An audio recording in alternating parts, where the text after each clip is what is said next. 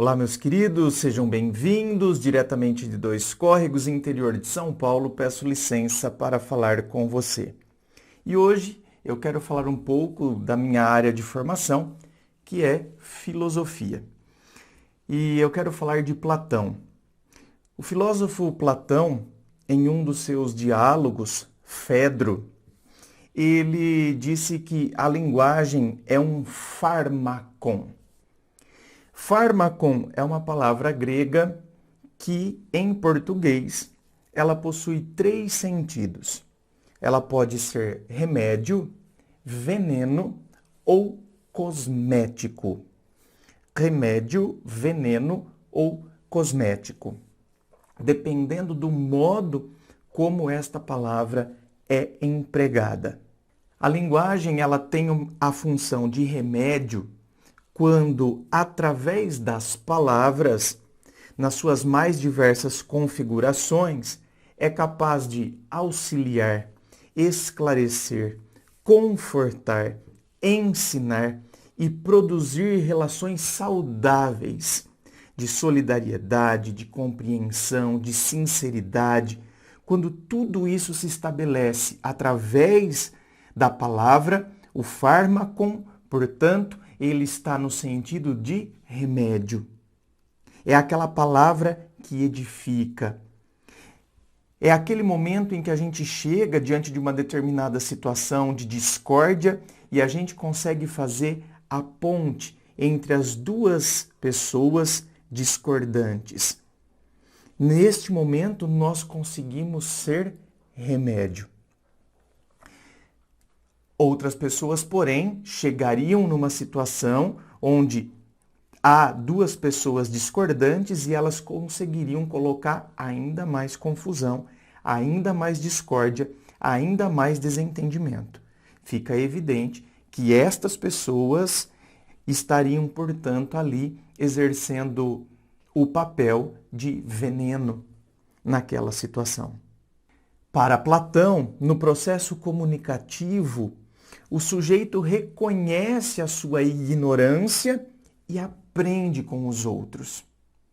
Isso era uma coisa que Platão é discípulo de Sócrates. Sócrates já falava, só sei que nada sei. Ou seja, quanto mais eu conheço, mais eu percebo que eu tenho a conhecer. Porque o quanto eu conheço é o quanto eu percebo que, na verdade, nada eu conheço diante de tudo que tem a ser conhecido.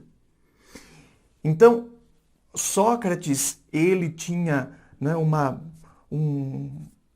uma birra, vamos assim dizer, e tinha um embate, essa é a palavra correta, um embate com os sofistas.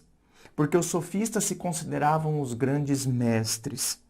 E Sócrates, na verdade, considerava que o verdadeiro sábio é aquele que reconhece que não sabe. Quanto mais você reconhece que não sabe, mais você é sábio porque você está aberto a conhecer e você não está fechado na sua própria arrogância, prepotência e soberba. Portanto, é dentro desse contexto onde Platão, sendo discípulo de Sócrates, a gente entende que para Platão, nesse processo comunicativo, o sujeito reconhece a sua ignorância e aprende com os outros. Só sei que nada sei. E, portanto, todas as pessoas, elas podem me ensinar, ainda que academicamente elas não tenham formação alguma, mas elas podem me ensinar de alguma forma. Nesse sentido, já que eu posso aprender com as outras pessoas, a língua é o instrumento para que os indivíduos se construam como sujeitos do conhecimento moral e ético. Em decorrência, eu posso ter uma sociedade melhor. Então, eu posso aprender, por exemplo, a minha avó, ela era analfabeta. Então, academicamente, minha avó não tinha conhecimento, não sabia o que eram adjetivos, substantivos, fazer a concordância adequada, não sabia o que era o Teorema de Pitágoras, enfim, não tinha conhecimento acadêmico. Porém, a minha avó tinha conhecimento de vida, sabedoria de vida, vivência, experiência, criou 8 filhos, Então, gente, a minha avó me ensinou muito. A minha avó me ensinou valores que provavelmente muitos doutores não conseguiriam ensinar. Eu vi uma vez uma reportagem de um pai de família, desempregado, passando necessidade, e ele estava às margens da rodovia pegando reciclagem, material de reciclagem, e ele encontrou uma mochila.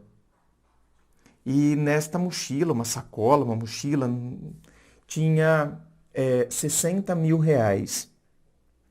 E tinha também os documentos da empresa. Era o dinheiro para pagar, se não me engano, 13º de funcionários, alguma coisa assim. E ele não teve dúvidas. Ele imediatamente se dirigiu à delegacia e entregou a mochila. Então, veja bem, aquela história de que a ocasião faz o ladrão, para mim realmente não cola. Você quer mais ocasião na qual se encontrava este pai de família passando necessidade, desempregado, catando material reciclável para poder ganhar um pouquinho para conseguir comprar alguma coisa para a família. Ele acha 60 mil reais e ele vai lá e devolve. A ocasião faz o ladrão. Não, a ocasião apenas manifesta o que já estava dentro de você. A ocasião não é a ocasião que fez o ladrão. A ocasião apenas manifestou coisas que estavam escondidas dentro de você e que você não teve oportunidade de mostrar. A ocasião faz o ladrão. O que eu posso fazer naquela ocasião? Eu traí. Então, quer dizer, naquela ocasião manifestou a sua fragilidade, o seu desejo de trair. Então não é a ocasião que faz o ladrão, a ocasião apenas manifesta uma coisa que já estava em mim. No caso, este pai de família, em nenhum momento ele pensou em ficar com o dinheiro. Ele foi lá e devolveu. Simplesmente porque, apesar das péssimas condições, apesar de tudo, ele se manteve fiel ao seu princípio, à sua moral, à sua ética. E o seu exemplo pode ter iluminado a vida de muita gente. Então, por exemplo, ele nem imagina que eu estou gravando esse vídeo em cima da reportagem que foi feita em cima dele. Ele nem imagina que ele impactou também a minha vida, que ele me serviu de exemplo. Então, através de uma linguagem, através da sua atitude, através do seu exemplo. Ou seja, eu aprendi com aquele pai de família. Ainda que ele não tenha estudos e que ele não seja um doutor e que não seja pós-graduado, ele muito me ensinou. A linguagem como veneno é aquela que possui um sentido depreciativo, negativista, destrutivo. Esse tipo de linguagem provoca o mal, destrói, prejudica.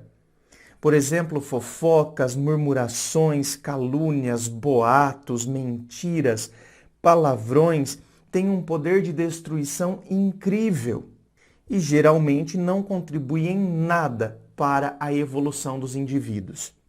Então, para pensar. Fofoca contribui em quê para a evolução de alguém? Murmurações, calúnias, isso contribui em quê para a evolução dos indivíduos? Então, às vezes, a gente tem que se questionar. Será que eu não me alimento e então, eu fico tão empolgado com fofocas, com coisas, A minha vida gira em torno de murmurar. Eu estou sempre reclamando, qualquer coisa, eu estou prestes a reclamar, eu não consigo ver nada de positivo. Então, quando está calor, eu reclamo porque está calor, aí se está ventando é porque está ventando, se está frio é porque está frio, se está chovendo é porque está chovendo, e se está com seca é porque está com falta de chuva, onde vai acontecer, o que vai ser de nós, Então as pessoas só reclamam. O quanto isso contribui para a sua evolução. Outro perigo é a linguagem produzida por conclusões apressadas, antecipadas e subjetivas. Ou seja, a partir, da sua interpretação, sem uma análise mais apurada. Ou do tipo, eu acho que fulana está traindo ciclano. Eu acho que. Então são conclusões apressadas, subjetivas, ou seja, a partir do que eu acredito, a partir das minhas lentes, não tem um senso crítico, não tem uma análise. Geralmente esse tipo de linguagem tende a produzir injustiças. Quanto a esse tipo de linguagem, é preciso muito cuidado. Ninguém está isento. Ou seja, nós não estamos isentos a esse raciocínio apressado, esse julgamento, esse pré-julgamento, a esses achismos. Por isso que a gente tem que redobrar a atenção. O remédio, ele é uma atitude mais consciente, mais comprometida, que implica em pensar mais profundamente sobre um determinado assunto, repensá-lo, problematizá-lo, submetendo à dúvida, à crítica, à análise, buscando entender o verdadeiro significado. Portanto, o remédio, ele tem muita ligação, aliás, total ligação com o princípio da filosofia. A filosofia é isso. A filosofia é problematizar, é ter o pensamento crítico, é se debruçar sobre, é questionar, é buscar as causas, as origens, as raízes. Esse é o pensamento reflexivo, diferente do pensamento superficial. Então, o remédio está para a filosofia, assim como o veneno está para o pré-julgamento, as conclusões apressadas, o pensamento superficial. É venenoso também quando a pessoa não entende o verdadeiro sentido do texto, se agarra à letra morta, não percebe a mensagem que está nas entrelinhas. Meu Deus do céu, quantas são as pessoas que não entendem o verdadeiro sentido do texto. Isso acontece muito dentro de religião. Quando a pessoa pega, por exemplo, a Bíblia. Então, a Bíblia é um livro que foi escrito num determinado contexto. A gente tem que ler o texto e entender que o texto tem um contexto e um pretexto. Ou seja, o contexto escuta quais eram as condições dessas pessoas, qual era o pensamento que norteava essas pessoas quando escreveram este texto. O contexto cultural onde elas estão inseridas, porque elas não estão isentas da cultura. Se nós fôssemos escrever a Bíblia hoje, nós escreveríamos e teria toda a linguagem a partir da nossa cultura. Então a gente tem que entender dentro do contexto por que usaram aquela figura de linguagem. Porque aquela figura de linguagem fazia um sentido naquela época que hoje, por exemplo, não faz mais. E qual era o pretexto? Ou seja, este texto foi escrito com qual intenção? A intenção do autor era despertar o quê? Por isso que ele usou determinados símbolos, porque tentava despertar determinadas coisas. E aí você pega essas pessoas pegando esse texto e não é um texto vivo, porque eles se apegam ao sentido literal do texto, que não tem mais sentido nenhum hoje, porque estava num outro contexto, dentro de uma outra cultura. E eles pegam aquilo ali e eles querem aplicar como se fosse e deveria ser assim. Tá aqui, tem que ser assim. Então, você fica com a letra morta. E a letra morta não consegue produzir. Se não entende o que lê, prevalecem as conclusões equivocadas e as interpretações distorcidas. E, por fim, a linguagem como cosmético é quando ela mascara e maquia a realidade, apresentando fatos aparentes para, com isso, esconder a verdade concreta. Então, eu dou aquela maquiada porque eu quero mostrar uma coisa, tá? Para que você foque nisso e não perceba a verdade concreta, o que de fato está por detrás disso. Assim, O cosmético se faz presente quando espertamente alguém se esquiva e tenta manter uma mentira maquiando a verdade, uma ilusão mascarada de realidade. Esse tipo de linguagem é muito comum nos discursos políticos, no processo de alienação na sociedade de massas.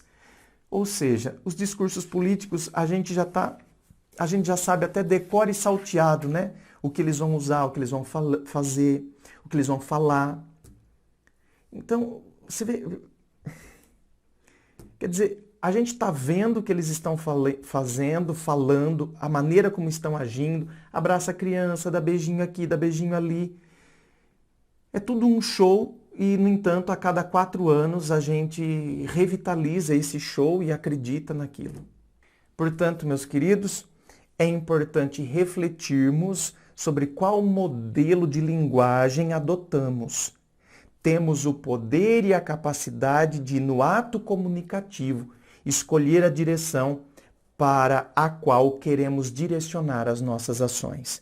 Ou seja, reflita sobre o seu ato comunicativo.